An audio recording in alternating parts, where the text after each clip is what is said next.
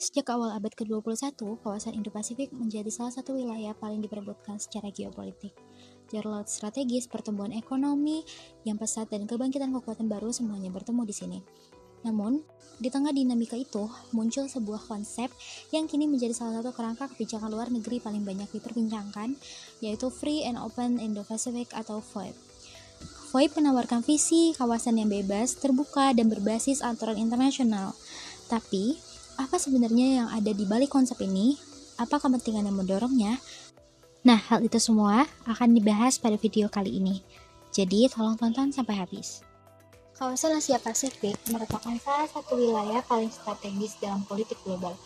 Kawasan ini menjadi pusat pertumbuhan ekonomi dunia sekaligus arena interaksi politik dan keamanan yang kompleks. Selain memiliki negara-negara dengan kekuatan ekonomi besar seperti China, Jepang, dan Korea Selatan, kawasan ini juga menjadi jalur perdagangan internasional yang sangat penting. Sebagian besar perdagangan dunia melewati wilayah laut ini, termasuk Laut China Selatan dan juga Samudra Hindia. Karena kepentingan ekonomi dan strategis yang besar, kawasan ini juga menjadi tempat munculnya persaingan kekuatan besar, terutama antara Amerika Serikat dan juga China. Dinamika ini akhirnya kemudian memunculkan berbagai strategi regional, salah satunya adalah Free and Open Indo-Pacific yang dipromosikan oleh Jepang. Nah, hari ini kita akan membedah apa sebenarnya FOIP itu dan mengapa ia lahir. Siapa yang ada di baliknya dan apakah ia benar-benar membawa kebebasan atau sekedar strategi kekuasaan berbalut idealisme. Untuk itu, pembahasan akan dijelaskan oleh rekan saya Suwati. Baik, sekarang kita masuk ke bagian yang lebih spesifik, yaitu tentang Jepang dan strategi yang mereka usung di kawasan Indo-Pasifik. Nah, Jepang sendiri merupakan salah satu kekuatan ekonomi terbesar di dunia dan secara geografis berada di posisi yang sangat strategis di Asia Timur. Sebagai negara kepulauan yang sangat bergantung pada jalur perdagangan laut, stabilitas kawasan Indo-Pasifik adalah hal yang vital bagi Jepang, baik secara ekonomi maupun keamanan. Nah, disinilah strategi Free and Open Indo-Pacific atau FOIP kemudian muncul. Strategi ini pertama kali diperkenalkan oleh Perdana Menteri Jepang Shinzo Abe pada tahun 2016 dan bukan tanpa alasan. Pada periode yang sama, China menunjukkan peningkatan pengaruh yang sangat signifikan di kawasan. Melalui proyek Belt and Road Initiative atau BRI, China memperluas jaringan infrastruktur dan pengaruh ekonominya ke berbagai negara. Di sisi lain, aktivitas militer China di Laut Cina Selatan juga semakin meningkat, yang tentu menimbulkan kekhawatiran bagi negara-negara di sekitarnya, termasuk juga negara Jepang. Kondisi inilah yang mendorong Jepang untuk mengambil sikap. Melalui FOIP, Jepang menegaskan pentingnya 3 prinsip utama, yaitu kebebasan navigasi, supremasi hukum internasional, dan perdagangan bebas. Jepang ingin memastikan bahwa kawasan Indo-Pasifik tetap terbuka dan tidak didominasi oleh satu kekuatan tunggal. Untuk mewujudkan visi ini, Jepang aktif membangun kemitraan strategis dengan berbagai negara seperti Amerika Serikat, India, Australia, dan negara-negara ASEAN. Kerjasama ini mencakup bidang keamanan maritim, pembangunan infrastruktur berkualitas, hingga penguatan konektivitas ekonomi antar negara.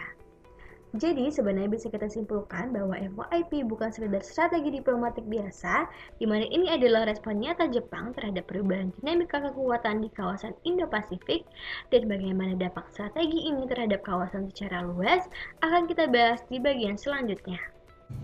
Salah satu faktor utama munculnya strategi FOIP adalah meningkatnya pengaruh dan kekuatan Cina di kawasan Indo-Pasifik. Dalam beberapa dekade terakhir, Cina menunjukkan peningkatan kekuatan ekonomi dan militer yang signifikan. Cina juga memperluas pengaruhnya melalui berbagai proyek infrastruktur seperti Belt and Road Initiative serta peningkatan aktivitas di Laut Cina Selatan. Perkembangan ini menimbulkan kekhawatiran bagi beberapa negara di kawasan, termasuk Jepang, yang melihat adanya potensi perubahan keseimbangan kekuatan regional. Dalam konteks ini, FOIP dapat dipahami sebagai upaya Jepang untuk mempertahankan stabilitas kawasan dan memastikan bahwa Indo-Pasifik tetap terbuka dan berbasis pada aturan internasional.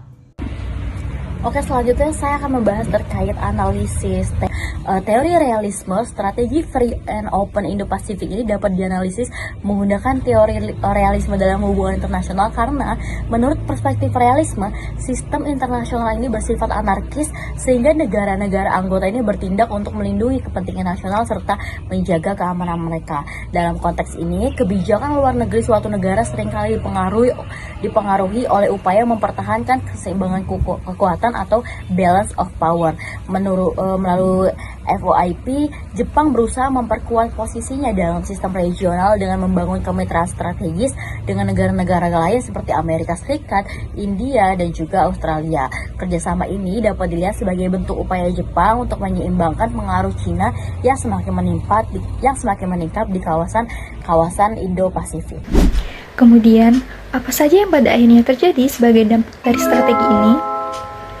Strategi Free and Open Indo-Pasifik memiliki dampak yang signifikan terhadap dinamika kawasan. Pertama, strategi ini memperkuat kerjasama strategis antara Jepang dan negara-negara mitra seperti Amerika Serikat, India, dan Australia yang kemudian dikenal sebagai kerjasama Quadrilateral Security Dialogue atau QUAD. Kedua, FOIP juga mendorong meningkatnya perhatian terhadap keamanan maritim dan kebebasan navigasi di kawasan Indo-Pasifik. Namun, di sisi lain, strategi ini juga dapat memperkuat dinamika persaingan kekuatan besar antara Amerika Serikat dan China. Dengan demikian, masa depan kawasan Indo-Pasifik kemungkinan akan terus dipengaruhi oleh interaksi kerjasama regional dan persaingan geopolitik antara negara besar. Sebagai salah satu aktor utama di kawasan, Jepang memainkan peran penting dalam membentuk arsitektur keamanan dan kerjasama regional di Indo-Pasifik. Jadi, dari analisis yang telah kami jelaskan, ada beberapa kesimpulan penting yang dapat ditarik jika dilihat dari kebijakan FOIP melalui perspektif realisme. Jadi kesimpulan pertama, yaitu FOIP tidak hanya dapat dipahami sebagai gagasan normatif yang menekankan nilai-nilai universal seperti kebebasan, keterbukaan, dan juga kerjasama kawasan, yang mana di balik analisis tersebut sebenarnya FOIP merupakan strategi besar Jepang untuk menyeimbangkan dan juga mengimbangi meningkatnya kekuatan Cina dalam sistem internasional yang bersifat anarki, yaitu di mana kondisi tidak ada otoritas tertinggi yang mengatur hubungan antar negara. Jadi dengan kata lain, istilah bebas dan juga terbuka berfungsi sebagai bahasa diplomatik. Sementara di balik tersebut, ada banyak pertimbangan keamanan dan juga kepentingan strategis yang sangat amat realistis. Kemudian, kesimpulan yang kedua adalah cara Jepang merancang dan juga menjalankan FOIP sejalan dengan prediksi realisme, di mana teori ini menjelaskan bahwa ketika suatu negara merasa terancam oleh kebangkitan kawasan lain, negara tersebut akan cenderung melakukan berbagai langkah untuk menjaga posisinya dalam sistem internasional. Langkah-langkah tersebut biasanya meliputi membangun kerjasama atau koalisi dengan negara lain, memperkuat kemampuan militer, serta menciptakan keseimbangan kekuatan agar distribusi kekuasaannya tetap menguntungkan bagi dirinya. Jadi dalam konteks ini, kerjasama Jepang dengan negara-negara seperti Amerika Serikat, Australia, dan juga India dapat dipahami sebagai bagian dan juga strategi dari balancing terhadap pengaruh Cina di kawasan Indo-Pasifik. Dan juga kesimpulan yang terakhir, yaitu implementasi FOIP juga membawa dampak terhadap dinamika geopolitik kawasan, di mana kebijakan ini secara tidak langsung mendorong kawasan Indo-Pasifik menjadi semakin terpolarisasi ke dalam dua kecenderungan kekuatan besar, yaitu di satu sisi terdapat koalisi negara-negara yang lebih dekat dengan Amerika Serikat, sementara di sisi lain terdapat pengaruh Cina yang semakin kuat. Yang mana kondisi seperti ini sesuai dengan prediksi teori realisme yang melihat politik internasional sebagai arena persaingan kekuatan antar negara. Jadi oleh karena itu, dinamika ini seharusnya mendorong komunitas internasional untuk memikirkan cara-cara yang lebih konstruktif agar persaingan tersebut tidak berkembang menjadi konflik terbuka.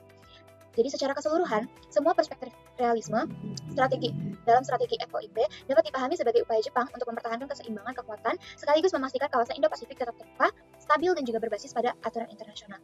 Terima kasih telah menyaksikan video kami. Wassalamualaikum warahmatullahi wabarakatuh.